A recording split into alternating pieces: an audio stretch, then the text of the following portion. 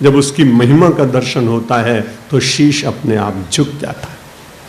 और इसलिए हम सब लोग अपने देश में उस महिमा का विस्मरण करते हुए लौकिक लोगों की महिमा में जीने लगे।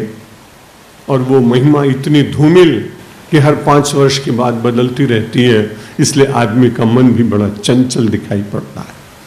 कल मैंने आपसे निवेदन किया था कि भगवान श्री कृष्ण के सामने अर्जुन अपने मन को प्रकट करते हुए अपने संशय की बात कहता है।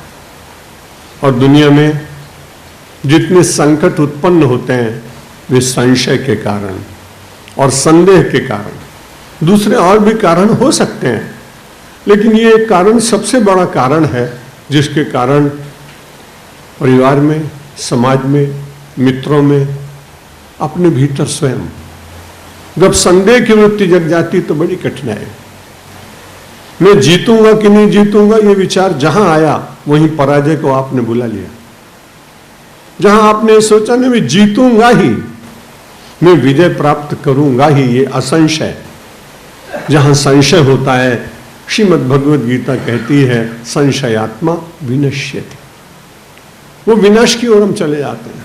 इसलिए भारतीय संस्कृति और अध्यात्म मनुष्य के संकल्पों में असंशय वृत्ति की दृढ़ता प्रदान करता है। यहां मैं जागतिक चर्चा नहीं कर रहा हूं, आध्यात्मिक चर्चा कर रहा हूं।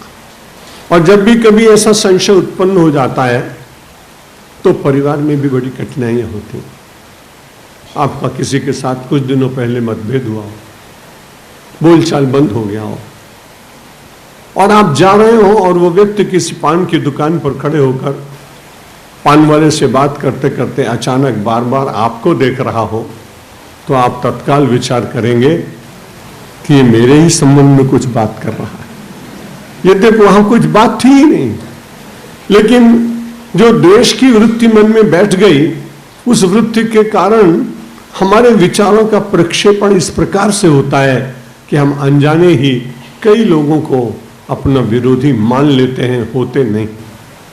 इस संशय वृत्ति का विनाश अध्यात्म के द्वारा ही होता है। और जब संशय होता है तो बड़ी कठिनाई होती है।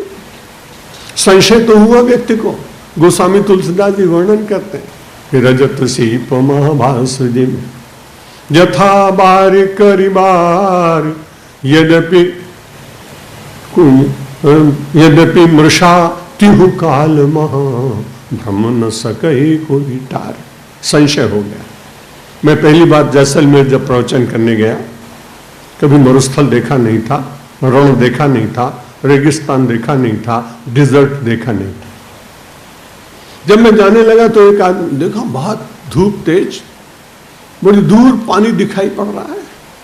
मैंने अपने शहर चालक को कहा, मित्र को, आप लोग कहते हैं यहाँ जलाशय नहीं, यहाँ तो बहुत बड़ा तालाब दिखाई पड़ रहा है, कितना बड़ा तालाब चमक रहा है। वो हंसा, उसने कहा पहली बार मरुस्थल में आए हैं। हाँ, उसने कहा यही तो कठिनाई है, रजत सीप महाभास जिन, जैसे पड़ी हुई सीपी पड़ी हो और उसके भीतर आपको कल्पना होने लगे कि इसमें चांदी है, यथा भानु कर बार। और जैसे सूर्य की किरणें पड़ने के कारण वो बहुत बड़े रेगिस्तान में आपको जलाशय दिखाई पड़ रहे हैं। संशय तो है, सत्य कहाँ है? यद्यपि मृषा, ये दोनों ही बातें बिल्कुल झूठी हैं, लेकिन भ्रम न सके को उतारे। इस भ्रम को तब तक नहीं मिटा सकते जब तक सत्य को निकट से देखने का प्रयत्न न करें। सायंकाल गया, किसान खेती से लौट के आया था, थका थका था, दरवाजे पे पहुंचा, बड़ी जोर से चिल्लाया, सांप सांप। अंधेरा था, उस समय बिजली नहीं थी गांव में। लोग दौड़े, माचिस लाए, मोमबत्ती जलाई, दीपक लाए, डंडा ले आए, मारने के लिए सांप की तैयारी हो गई। इतने में जब प्रकाश हुआ तब एक आदमी ने कहा, ये तो दोरड़ी है, दोरड़ी सांप कहाँ है? रज्जो यथा हेर भ्रम, जैसे रज्जु में अहि का भ्रम हो गया, रज्जु में अहि का संशय हो गया, वैसे जीव को भी ये बड़ा संशय हो गया कि मैं बहुत छोटा हूं, मैं परिच्छिन्न हूं, मैं सीमित हूं, मुझ में कोई शक्ति नहीं है। लेकिन जब आप अध्यात्म का अनुसरण करने लगते हैं तो आपका ये भ्रम मिट जाता है और आप में से दो भाव प्रकट होते हैं। यदि आप भक्त हो तो आपके भीतर से शब्द निकलता है, दासो हम, मैं परमात्मा का दास हूं, मैं सेवक हूं, मेरे भीतर दोष कैसे रह सकते हैं, मैं इनको समाप्त करूंगा।